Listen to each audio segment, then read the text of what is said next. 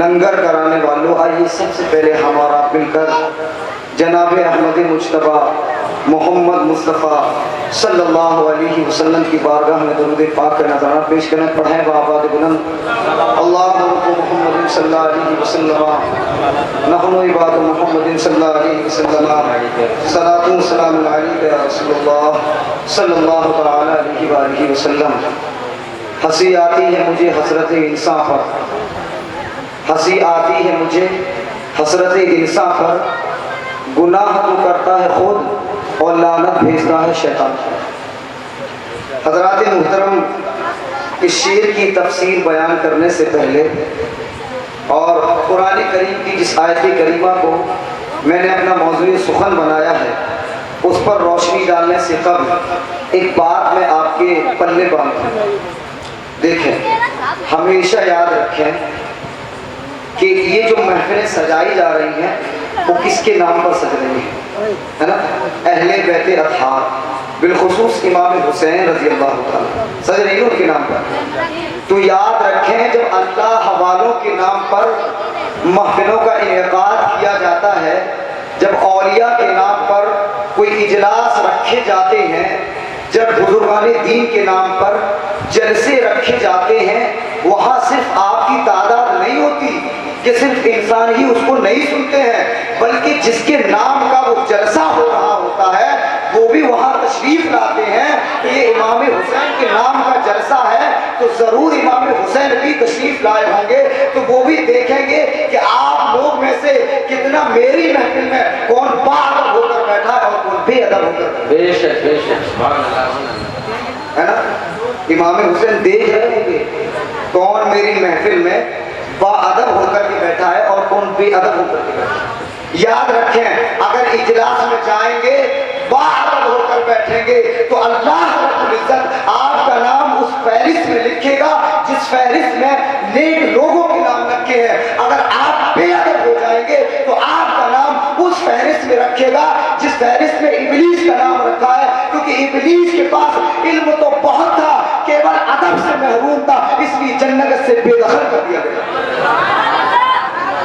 تو اس لیے امام حسین کی محفل ہے، ادب کا ملحوظ رکھیں، ادب ضروری ہے نا؟ تو now I'm come to my point، اب میں اپنی بات پر آتا ہوں، ہے نا؟ I said، میں نے کہا کہ علامہ اقبال کا شعر ہے، کیا شعر ہے کہ ہنسی آتی ہے مجھے حسرت انسان پر، ہے نا؟ یعنی کہ انسان کی جو حسرتیں ہیں، ہے نا، our feelings جس کو کہیں گے، اس سے زیادہ عمدہ لفظ نہیں انگلش میں میرے پاس، ہماری جو حسرتیں ہیں وہ کہہ رہے ہیں کہ اس پر مجھے ہنسی آتی ہے۔ کیوں آتی ہے؟ اب اس کے آگے کا مصرع سنیے، کیوں آتی ہے؟ کیوں ہنسی آتی ہے مجھے حسرت انسان پر، گناہ تو کرتا ہے خود اور لعنت بھیجتا ہے شیطان۔ یعنی کہ ہماری حالت یہ ہے کہ نماز فجر میں ہماری بیوی تو ہم کو جگاتی ہے، نماز فجر میں ہمارے والد تو ہم کو جگاتے ہیں، نماز فجر میں ہماری اولاد تو ہم کو جگاتی ہے، نماز فجر میں ہماری ماں تو ہم کو جگاتی ہے، لیکن ہم کیا کہتے نظر آتے ہیں کہ 2 منٹ رک جائیے، اس 2 منٹ رکنے کے چکر میں ہماری نماز قضا ہو جاتی ہے۔ صبح جب امام صاحب سے ملاقات ہوتی ہے، امام صاحب فرحان رضا صاحب پوچھتے ہیں کہ آپ نے فجر کی نماز کیوں نہیں پڑھی، تو عرفان صاحب کہتے ہوئے نظر آتے ہیں مجھے شیطان نے بہکا دیا، اس نے سلا دیا، ہے نا؟ یہی بات ہے نا، یہ کہتے ہیں نا یار وہ شیطان نے سلا دیا۔ علامہ اقبال نے کیا خوب کہا، میں تو کہتا ہوں کہ علامہ اقبال کی جتنی شاعریاں ہیں ایک بھی شاعری آپ کی قرآن اور حدیث کے خلاف نہیں ہے۔ اگر علم والا ہوگا تو اس سے نچوڑ وہی نکالے گا جو اطیع اللہ و اطیع الرسول ہے، اللہ اور اس کے رسول کا جو فرمان ہے، علامہ اقبال کی شاعری سے سیدھا سیدھا وہی مطلب ہے، یاد رکھیں۔ اور دوسری چیز، بہرحال آپ لوگ سوچ رہے ہوں گے کہ امام حسین کے اوپر کیوں نہیں بول رہا ہوں، 7 دن ہو گئے آپ لوگوں کو، روزانہ ایک سے ایک خطیب آ رہے ہیں، سب سرکار امام حسین کے نام پر بول رہے ہیں، ہے نا؟ تو کوئی اصلاح بھی ضروری ہے نا، ضروری ہے نا اصلاح۔ دیکھیے کچھ لوگ کہتے ہیں کہ بھئی ہر سال وہی بیان سننے کو ملتا ہے، ہر سال وہی بیان سن رہے ہیں، کیا نیا ہے اس میں، کیا جائے سننے کے لیے؟ میں کہتا ہوں ایسے you have stay only 45 minute, ہے نا؟ آپ صرف 45 منٹ رک جاؤ، I give you more knowledge about امام and about Prophet Muhammad sallallahu alaihi wasallam and about all awliya ikram. آپ رک جاؤ only 55 منٹ میں آپ کو بتاؤں گا, زیادہ نہیں رکنا ہے. یاد رکھیے کہ اصل ٹیچر وہی ہے جو بچے کو صرف اتنی دیر پڑھائے جتنی دیر وہ پڑھنا چاہتا ہے, کیونکہ وہ جتنی دیر پڑھنا چاہے گا وہ اتنی ہی دیر پڑھائے گا. آپ اپنے نام کے لیے اس کو 2 گھنٹے اپنے پاس بٹھا سکتے ہیں صرف برائے نام, ہے نا. تو اس لیے پیارو یاد رکھو یہ ادب کی محفل ہے. سرکار امام حسین اس محفل میں ہمیں اور آپ کو سب کو دیکھ رہے ہیں, تو اس لیے باادب ہو کر کے بیٹھیں, یہاں بے ادب نہ بنے. اپنا نام نیک لوگوں کی فہرست میں جمع کریں تاکہ کل قیامت میں جب اللہ تم سے سوال کرے, جب وہاں فرشتے گواہی دیں گے کہ فرحان رضا صاحب قبلہ نے اپنے کینجری میں جو ہے محفل امام حسین کا انعقاد کیا تھا, 7 روزہ یا 8 روزہ پروگرام رکھا تھا, تو مولا میں نے دیکھا تھا, فرشتے گواہی دیں گے, میں نے دیکھا تھا کہ فلاں شخص اس میں امام حسین کا ذکر سننے آتا تھا, فلاں شخص مولا تیری تعریف سننے کے لیے آتا تھا, فلاں شخص جناب احمد مجتبیٰ محمد مصطفیٰ کی زندگی سننے کے لیے آتا تھا. اللہ یہ جیسی سنتا تھا ویسے ہی عمل کرتا تھا. جب اللہ یہ سنے گا, فرشتے جب یہ گواہی دیں گے, تو اللہ کے یہاں جب یہ گواہی آپ کی ہو جائے گی کس نے اہل بیت کی باتیں سنی اور اس پر عمل کیا, تو اللہ کے رسول نے فرمایا تھا کہ یا اللہ یہ حسین ہے, میں اس سے محبت کرتا ہوں, تو بھی اس سے محبت کر, اور جو اس سے محبت کرے تو ساروں سے محبت کر. جب اہل بیت کی محبت میں آپ یہاں آئیں گے اور ان کی باتوں پر عمل کریں گے تو امام حسین سے عشق کا اظہار کریں گے. جب امام حسین سے عشق کا اظہار کریں گے تو گویا اللہ سے عشق کا اظہار ہوگا, اللہ سے محبت کا اظہار ہوگا. جب اللہ کے آپ کو قرب حاصل ہوگا تو اللہ آپ کو بے حساب جنت عطا کرے گا. سبحان اللہ. نعرہ تکبیر, نعرہ رسالت, نعرہ رسالت, مسلک اعلیٰ حضرت شہید اعظم کانفرنس علماء اہل سنت, نعرہ تکبیر, نعرہ رسالت. سبحان اللہ, سبحان اللہ. ایک بات ہمیشہ یاد رکھیں, ہمیشہ ایک بات ہے, listen to me very carefully this thing. میری اس بات کو بغور سماعت کریں, تقریر نہ سمجھے صرف نصیحت سمجھیں, ہے نا, تقریر نہ سمجھے صرف نصیحت سمجھیں.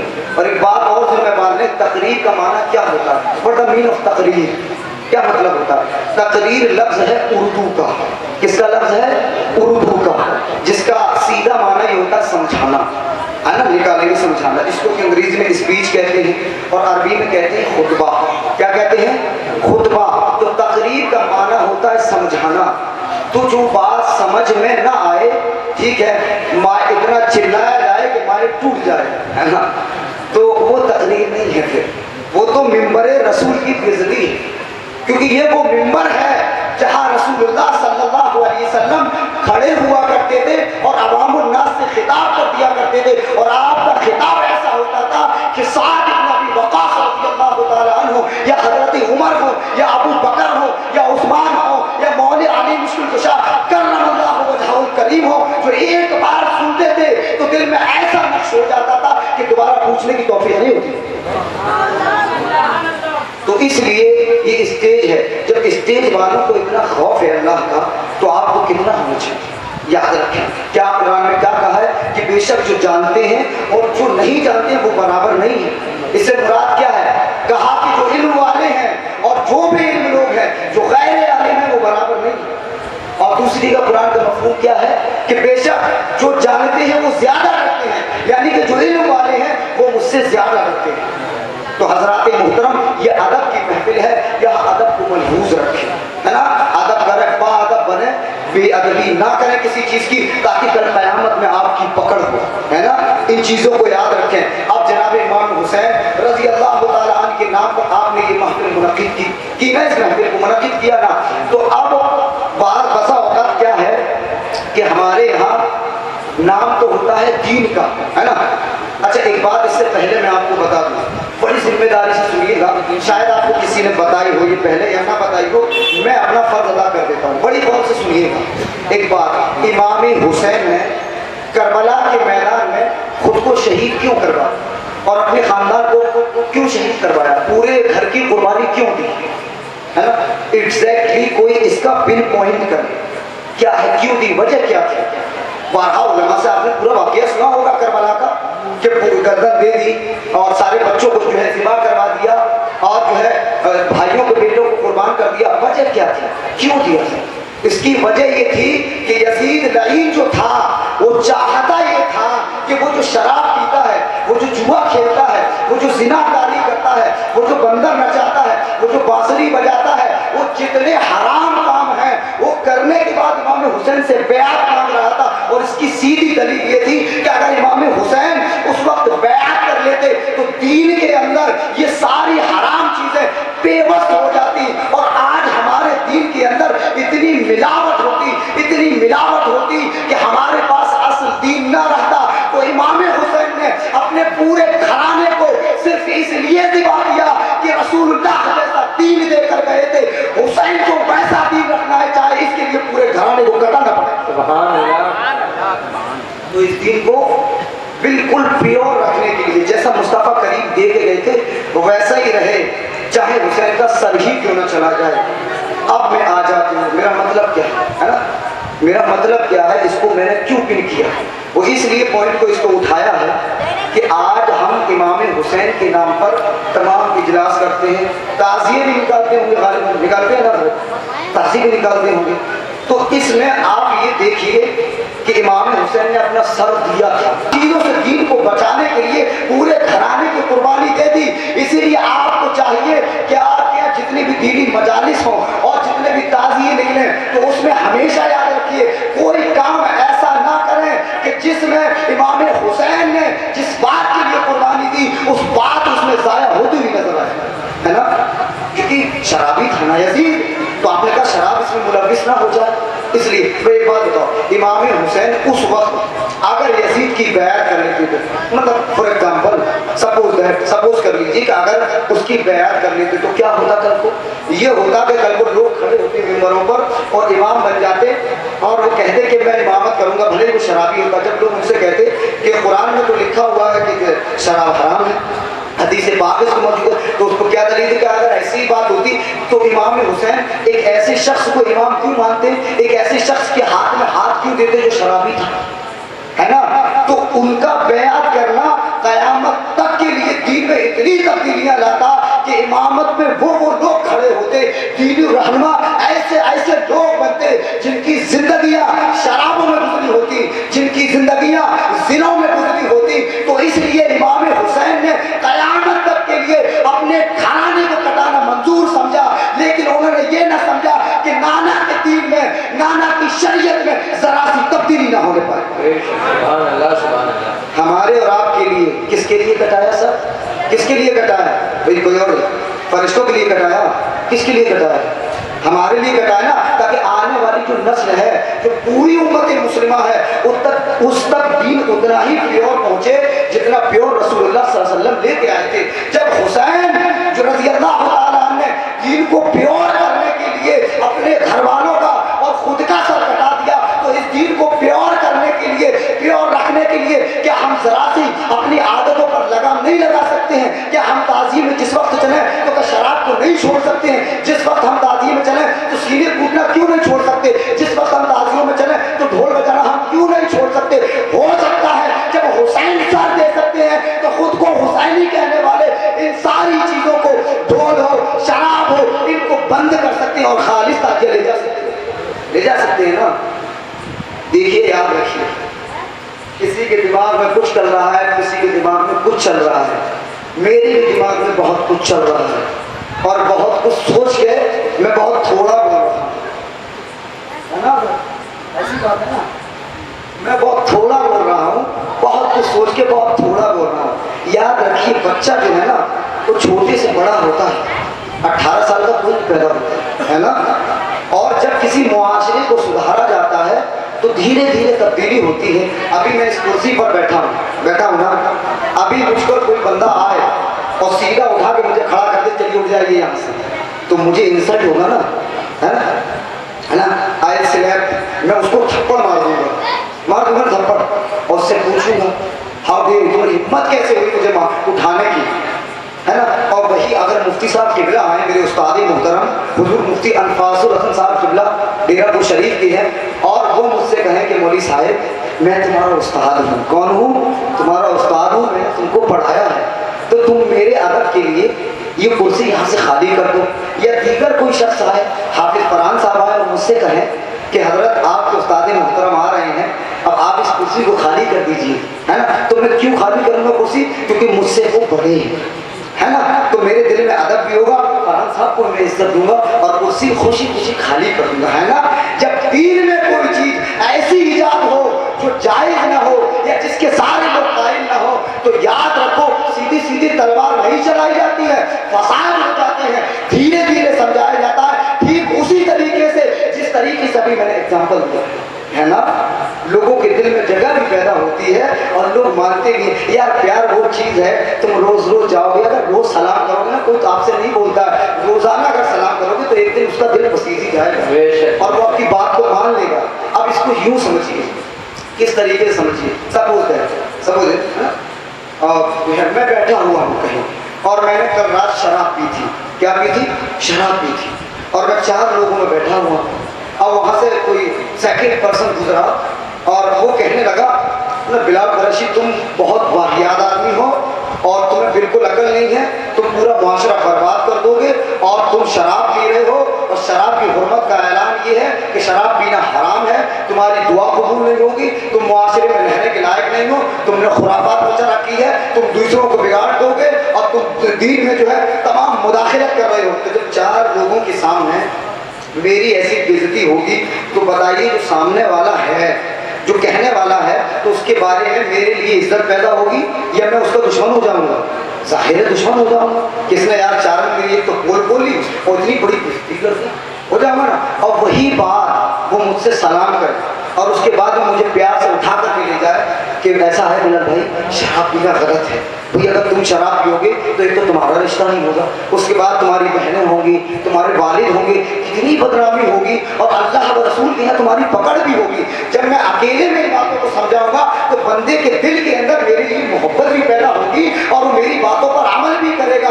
तो इसलिए प्यारो याद रखो, कोई भी चीज समझाने का एक तरीका होता है, इल्म सबके पास होता है, लेकिन इल्म का इस्तेमाल किस तरीके से करना होता है वो सबको नहीं पता होता है। टीचर बन के पढ़ाने हर कोई लग जाता है, लेकिन पढ़ाने की जो टेक्निक होती है वो हर किसी के पास नहीं होती है। इसलिए पढ़ना और है, पढ़ाना और है, इसलिए समझना और है, समझाना और है, इसलिए बिदअत करना और है, बिदअत को मिटाना और है। जब आप बिदअत को मिटाने वाले बन जाएंगे तो याद रखिए कि जहां जाएंगे अल्लाह व रसूल के करम से उसका नाम लेकर के प्यार से जब बात करेंगे, 2 बातों के बाद आदमी आपको अपने दिल से लगा लेगा और जितनी खुराफात सारी दूर कर देगा। ये ज़बान है ना। हजरत अली फरमाते हैं कि अंदर क्या है, उसका एक ताला है, वो है ज़बान। जब वो खुलती है तो पता लगता है कि अंदर कितना खजाना है ना। वो खुलने के बाद पता लगता है कितना खजाना है। तो आज से इंशाअल्लाह ये अहद करते हैं कि इमाम हुसैन के नाम पर जो करते हैं, ताज़िया उठाते हैं, तो उसमें वो सारी चीज़ नहीं करेंगे। कौन सी? जैसे शराब पीना है, मैं किसी को कह नहीं रहा हूँ, अगर आप किसी को देखेंगे भी तो कोई बाई चांस 3rd पर्सन उठ के आ जाए, मैं आप लोगों की बात कर रहा हूँ, माशाल्लाह आपकी बात नहीं कर रहा हूँ, कभी कभी हमारे त्योहारों में, हमारे इजलासों में कोई 3rd पर्सन उठ के आ जाता है और वो खुराफात करता है। बदनाम कौन होते हैं? मुसलमान होते हैं ना। तो आपकी ये जिम्मेदारी है, दीनी फरीजा भी आपका ये है कि कोई 3rd पर्सन उठ करके ताज़िए के अंदर ऐसी खुराफात ना करे, कोई शराब ना पिए, कोई अपने सीनों को ना कूटे। उसकी वजह है हुजूर अकरम सल्लल्लाहु अलैहि वसल्लम ने फरमाया तस्दीद गम हराम है, गम को हर साल जिंदा करना क्या है? हराम है। तो इसलिए मेरे प्यारे याद रखो, आपके चचा हजरत हमजा जंगे उहद में शहीद हुए तो आपने सिर्फ 3 दिन का शौक मनाया था, उसके बाद आप हर साल रो के नहीं बैठे थे, मातम नहीं किया था। तो इसलिए इमाम हुसैन के नारे लगाएं, इमाम हुसैन की ज़ात को बुलंद करें और इमाम हुसैन के परचम को बुलंद करें और जो है ढोल से परहेज करें। अगर ताज़िए में ढोल बजाते हो तो इंशाअल्लाह उससे जो है परहेज करें। ये ढोल जो है वो अच्छी चीज़ नहीं है, इस्लाम में जो है इसको जायज़ करार नहीं दिया गया है। याद रखें हुजूर ने फरमाया मैं ढोल ताशी को बंद करने के लिए दुनिया में आया, तो ताज़ीम अगर ये होता हो तो इसको हटा दें, अदब की महफिल लेकर के चलें। इमाम हुसैन तभी आपसे खुश होंगे जब आप उनके नाम पर कुछ भी कर रहे हैं तो अदब के दायरे में रहकर करेंगे, तभी इमाम हुसैन खुश होंगे। याद रखिए बाअदब بے ادب بدنصیب ہوتا ہے. کروڑوں روپیہ خرچ کر لینا, اگر ادب نہ لا سکے تو جو ہے ابلیس کی طریقے سے جو فرشتوں کو پڑھایا کرتا تھا, لاکھ ہاتھ درجہ اس کے پاس علم تھا, ادب سے خالی تھا, جنت سے نکال دیا گیا. اس لیے کروڑوں کا چندہ کر کے اگر ایسا اخلاص قائم کرو گے, ایسا کام کرو گے حسین کے نام پر جو جائز نہ ہو, تو یاد رکھیں حسین خوش نہیں ہوں گے بلکہ ناراض ہو جائیں گے. ہو جائیں گے نا ناراض, ہو جائیں گے نا ناراض. اپنے دل سے پوچھو, مجھ سے مت پوچھو میں کیا ہوں, بھول جاؤ کہ کون کہہ رہا ہے. اچھا ایک بات ہمیشہ یاد رکھیں, یہ نہیں دیکھنا چاہیے کہ کہہ کون رہا ہے, بلکہ اس سے پہلے یہ دیکھنا چاہیے کہ کہہ کیا رہا ہے نا, کہہ کیا رہا. اس کے بعد میں دیکھنا چاہیے کہ جو کہنے والا ہے وہ اس بات کا تھوڑا بہت ذمہ دار ہے بھی یا نہیں ہے نا. تو اس لیے جو سچائی ہوتی ہے اس کو ہضم کرنا تھوڑا سا مشکل ہوتا ہے, لیکن میرے پیارے یاد رکھو جو سچائی ہوتی ہے اس کی ایک خاصیت ہوا کرتی ہے, جب آپ سچ بولو گے تو صرف پہلی مرتبہ تکلیف ہوگی, اس کے بعد میں آسانی ہی آسانی ہوگی. اور جب جھوٹ بولو گے تو صرف پہلی مرتبہ آسانی ہوگی, اس کے بعد میں تکلیف ہی تکلیف ہوگی. تو یاد رکھو کوئی کام اگر آپ سالوں سے کرتے آ رہے ہو تو اگر اس کو ایک مرتبہ ترک کرو گے, یعنی آپ سالوں سے تعظیموں میں ڈھول بجاتے آ رہے ہو تو اس سال اگر ڈھول کو بند کر دو گے تو صرف اسی سال تکلیف ہوگی. یاد رکھو ڈھول بند کرنے کے صدقے میں اللہ آپ کو ساری سال جو صحت یاب رکھے گا اور خوش رکھے گا, ہے نا. پہلی مرتبہ ہی تکلیف ہوتی ہے. یاد رکھیں کسی کی کوئی چیز سالوں سے آ رہی ہو تو پہلی مرتبہ ہی اس کو جو ہے تکلیف ہوتی ہے, یعنی کہ سچ, یہ ایک سچ ہے نا, تو سچ کو قبول کرنے میں صرف پہلی مرتبہ تکلیف ہوتی ہے, اس کے بعد ساری آسانیاں ہوتی ہیں, ہے نا. اب ایک بات, اب میں آپ کو ایک واقعہ سناتا چلوں, چھوٹا سا واقعہ ہے, زیادہ لمبا چوڑا واقعہ نہیں ہے, کہ ہم اور آپ دن رات جو ہے وہ گناہ کرتے رہتے ہیں, کرتے ہیں نا دن رات گناہ. تو جب گناہ کرنا نہیں چھوڑتے ہیں تو ہم ثواب کرنا کیوں چھوڑیں؟ اچھا ہماری ایک خاصیت یہ ہے کہ ہم گناہ تو برابر کرتے ہیں لیکن ثواب کرنے کے ہم لوگ ذریعے نہیں ڈھونڈتے, بالکل نہیں ڈھونڈتے ہیں. اب یاد رکھیں کہ جن کے نام کا ہم نعرہ لگاتے ہیں, جن صحابیوں کے دامن نہ چھوڑنے کی ہم بات کرتے ہیں, تو ان کا کردار کیسا تھا ذرا اس کو ایک نظر جو ہے وہ دیکھ لیجئے, ہے نا. کہ حضرت سالبہ بن عبد الرحمن یہ حضور کی خدمت میں ہر وقت حاضر رہا کرتے تھے, حضور کا کام کیا کرتے تھے. ایک دن حضور اکرم صلی اللہ علیہ وسلم نے حضرت سالبہ کو کسی کام سے بازار بھیجا, تو حضرت سالبہ بن عبد الرحمن بازار میں تشریف لے جا رہے تھے. دیکھتے کیا ہے کہ ایک دروازہ کھلا ہوا تھا, ایک بیوی اس کے اندر بیٹھی ہوئی تھی جس کے بال کھلے تھے. تو آپ نے اسے دیکھا اور من میں غلط خیال آ گیا, اتنا سوچنا تھا کہ حضرت سالبہ کہتے ہیں کہ سالبہ تو کتنا بیکار آدمی ہے, تیرے نبی نے تو اس سے منع کیا تھا لیکن تو باز نہ آیا, تو قطعی نافرمان ہے, تو نبی کا فرما بردار نہیں ہے. اتنا صدمہ لگا اس بات کا کہ حضرت سالبہ بن عبد الرحمن جنگل میں چلے گئے اور وہاں جا کر کے توبہ کرنے لگے اللہ سے, پھر رات گڑ گڑاتے اور جو ہے وہ توبہ کرتے. اتنی زیادہ آپ کو دن گزر گئے, حضور کو جب حضرت سالبہ نظر نہیں آئے تو دن رات گزر گئے, توبہ کرتے رہتے. اتنے میں جبریل علیہ السلام حضور اکرم صلی اللہ علیہ وسلم کے پاس آتے ہیں کہ یا رسول اللہ آپ کا یہ غلام جنگل میں تڑپ رہا ہے, اسے بلا لیجئے اور بلا کر کے اپنی پشت پناہی دیجئے. حضور اکرم صلی اللہ علیہ وسلم نے, ایک روایت میں آتا ہے کہ حضرت سلمان فارسی کو بھیجا, دوسری روایت میں آتا ہے کہ مولا علی اور حضرت عمر کو بھیجا. تو مولا علی اور حضرت عمر جنگل کی جانب چلے جاتے ہیں اور جا کر کے وہاں پوچھتے ہیں, ایک چرواہا ہوتا ہے اس سے پوچھتے ہیں کیا تم نے سالبہ کو دیکھا ہے؟ وہ کہتا ہے میں کسی سالبہ کو نہیں جانتا, البتہ ایک آدمی کو میں نے دیکھا ہے جو دن رات روتا رہتا ہے اور رب سے توبہ کرتا رہتا ہے کہ کہاں ہے وہ شخص, کہا کہ پہاڑی کے اس پار ہے. تو حضرت عمر اور حضرت علی اس طرف جاتے ہیں, پہاڑی کی اس طرف جاتے ہیں. حضرت سالبہ بن عبد الرحمن جیسے ہی حضرت عمر کو دیکھتے ہیں تو آپ سوچنے لگتے ہیں کہ لگتا ہے میری مذمت میں قرآن میں کوئی آیت نازل ہو گئی ہے, اسی لیے رسول اللہ صلی اللہ علیہ وسلم نے ان حضرات کو مجھے بلانے کے لیے بھیجا ہے. اور اس کے بعد کہتے ہیں کہ جو ہے سالبہ چلو تم کو جو ہے حضور اکرم صلی اللہ علیہ وسلم نے جو ہے وہ بلایا ہے اور تم میرے ساتھ چلو. حضرات محترم اتنا کہنا تھا, حضرت سالبہ بن عبد الرحمن کہتے ہیں ماجرا کیا ہے, کیا بات ہے, کیا میری مذمت میں کوئی آیت کریمہ نازل ہوئی ہے؟ وہ کہنے لگتے ہیں ہمیں اس کی خبر نہیں, صرف رسول اللہ نے تم کو بلایا ہے, ہمارے ساتھ آپ کو چلنا پڑے گا.